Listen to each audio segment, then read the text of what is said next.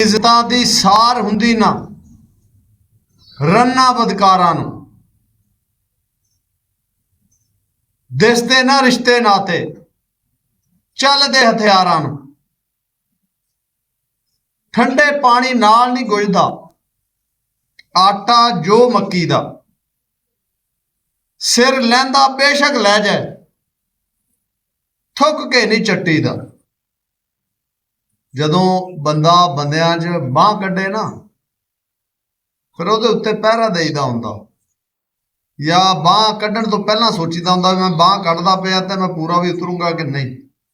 ਜੇ ਬਾਂਹ ਕੱਢੀ ਦੀ ਆ ਤਾਂ ਫਿਰ ਉਹਦੇ ਉੱਤੇ ਪਹਿਰਾ ਦੇਈਦਾ। ਇਹ ਤਾਂ ਇੰਝ ਹੀ ਹੁੰਦਾ ਜੇ ਬੰਦਾ ਪਹਿਰਾ ਨਾ ਦੇ ਸਕੇ ਤਾਂ ਜਿਵੇਂ ਥੁੱਕ ਕੇ ਛੱਡ ਲੈਣਾ, ਤੇ ਮਰਦ ਬੰਦੇ ਥੁੱਕ ਕੇ ਨਹੀਂ ਛੱਡਦੇ ਹੁੰਦੇ। ਇਹ ਤਾਂ ਚਿੱਤੂ ਤੇ ਲੰਡੂ ਬੰਦਿਆਂ ਦਾ ਕੰਮ ਹੁੰਦਾ ਥੁੱਕ ਕੇ ਛੱਡ ਲੈਣਾ।